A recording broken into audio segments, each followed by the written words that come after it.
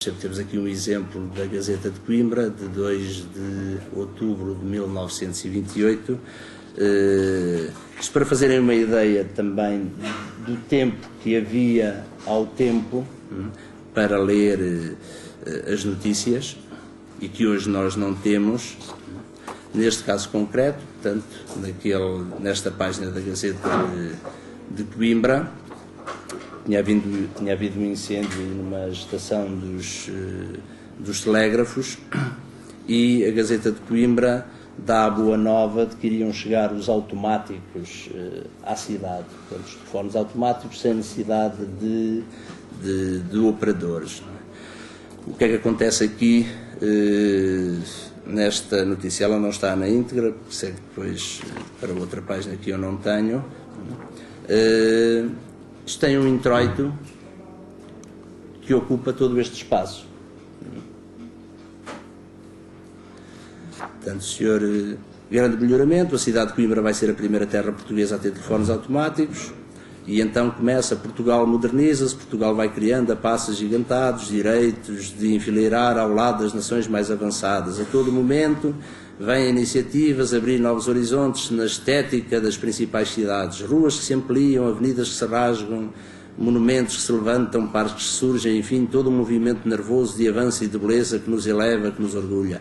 A retina deu lugar à vertigem, é nessa vertigem que vamos, na ânsia de melhorar por aqui, e continua, não vos vou ler isto tudo, para depois, quando acaba ali aquela parte vermelha, o jornalista nos dar a indicação de que vai passar toda esta introdução será para abrir as portas a uma entrevista a um responsável da International Telephone and Telegraph Corporation, que seria a empresa que está a fazer a proposta ao governo para instalar cá os automáticos, não é? Registros muito diferentes também, portanto, tem aqui toda aquela primeira parte de introito, que hoje, já há muitos anos, esta parte seria imediatamente cortada, não é? Não estava aqui a fazer nada, não é? Com outros registros também do tempo, não é? Da reverência que havia em relação aos entrevistados, não é? Pode Vossa Excelência avançarmos, descrever-nos, ainda que de uma forma geral, o funcionamento dos automáticos. O Sr. Dom Pedro Sanches, pessoa impecável em matéria de correção, acede gentilmente e responde. Não é? Nós ainda encontramos, apesar de já terem passado muitas décadas, mas ainda encontramos situações dessas, como também a ereção dos doutores a título, ou dos engenheiros, dos títulos académicos, sempre ainda encontramos isso em alguma imprensa regional. Não é? Portanto, e já passaram, na verdade, bastantes décadas, e é uma coisa que hoje em dia não se faz, quer dizer, já há muito tempo não se faz. Não é? E mesmo também estes tratamentos de cortesia ainda já são reduzidos, mas ainda os vamos encontrando num ou outro jornal regional ou local. Há essa transformação de que vos falei há pouco, o aparecimento dos jornais de grande difusão, o peso das assinaturas foi diminuindo e os jornais passaram a vender-se também ao público em geral, não é? E a serem suportados aí, parte dos custos, continuando as assinaturas, mas a serem suportados pela publicidade, não é?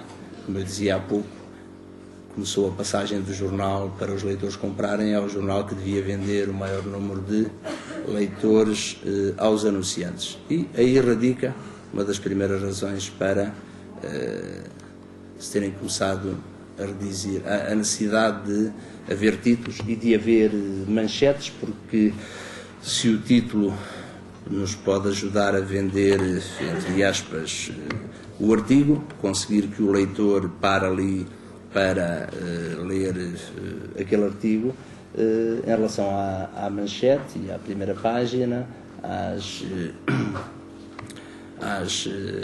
às caixas, às chamadas de primeira página, às fotografias, tudo isso ajuda a vender aquela edição, não é? Isso é bastante importante.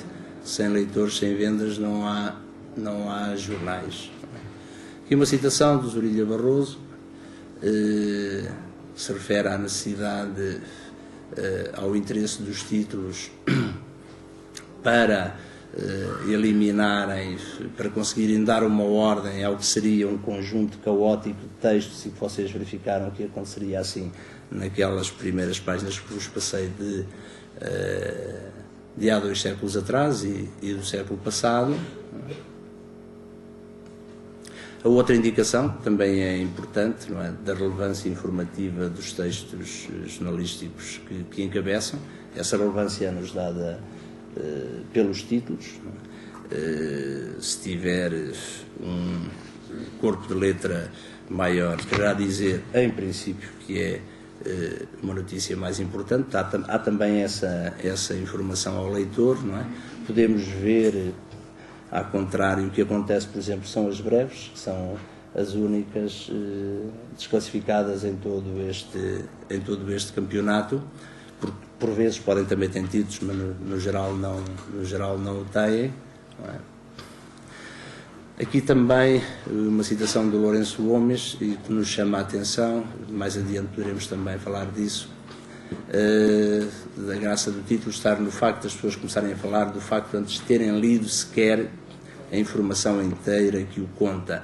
Isto chama-nos a atenção para uma questão importante, tem a ver com o caráter autónomo dos títulos em relação ao próprio texto, deles poderem valer de per si, independentemente do texto que os acompanha. Não é?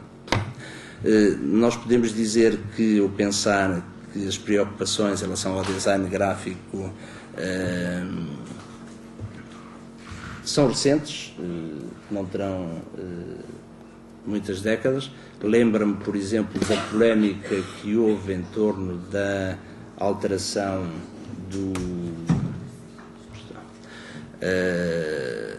da primeira grande revolução gráfica do Diário de Notícias, que foi no início dos anos 90, portanto no pós-25 de Abril, e a polémica que suscitou.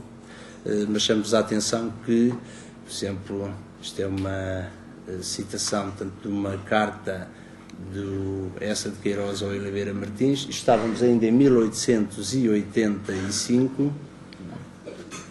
Eu estou a ver quem esteja a fazer fotografias a esta apresentação, mas eu depois posso, sim, quer dizer, estou a dizer que se for a apresentação em si, eu depois posso cedê-la sem qualquer problema. Se é para isso, eu depois...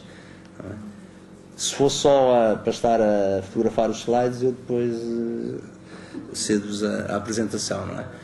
Para verificarmos que já havia essas preocupações ao tempo em relação à imprensa, não é? No caso do Essa de Queiroz, trata de fazer um bom jornal e lembra-te de que a sensualidade moderna, que é o fundo do gosto moderno, gosta sobretudo de qualidades de forma e de plástica. Não se vai ao restaurante onde se come melhor, mas àquele onde a mobília é mais vistosa.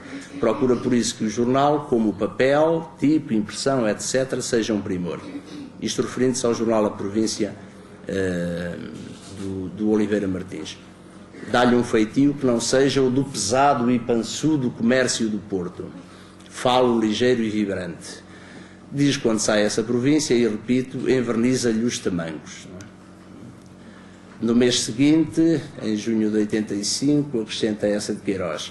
Portanto, aqui já tinha visto o primeiro número e o julgamento não era bastante favorável. A província, por ora, não está bem feita nem mal feita, está provinciana, tende ao ramarrão e à sonolência. Precisas despertá-la. Um bom artigo teu não basta, é necessário que o resto do jornal viva e vibre, e por ora acho-lhe o ar molengão e empapado. Precisas melhoria de papel. Fui espigar uma outra citação de Essa de Queiroz, de 1894,